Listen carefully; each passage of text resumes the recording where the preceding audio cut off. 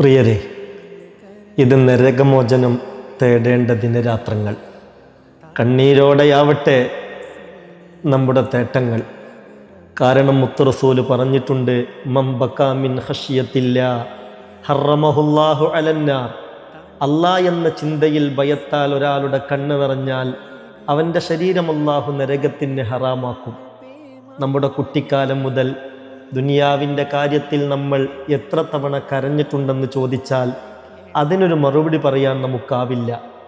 എങ്കിൽ ഒരുപാട് റമദാനുകൾ കഴിഞ്ഞെങ്കിലും അല്ലാഹ് എന്ന ചിന്തയിൽ കണ്ണ് നിറക്കാൻ എത്ര തവണ കഴിഞ്ഞു എന്ന ചോദ്യത്തിന് പ്രിയപ്പെട്ടവരെ, എന്തായിരിക്കും നമ്മുടെ മറുപടി? ഒരു കാര്യം റസൂലുള്ള പഠിപ്പിച്ചിട്ടുണ്ട്. പശുവിൻ്റെ അകട്ടിൽ നിന്ന് കറന്നെടുത്ത പാൽ സ്വമേധയാ പശുവിൻ്റെ അകട്ടിലേക്ക് തിരിച്ചു പോയാലും അല്ലാഹ് എന്ന ചിന്തയിൽ കണ്ണ് നിറച്ചവർ നരകത്തിലേക്ക് പോകില്ല. ലാ യലിജുന്നാറ മൻ ബകാ മിൻ ഖശിയത്തില്ലാ ഹത്താ യഊദൽ ലബനു ഫിൽ റഈ.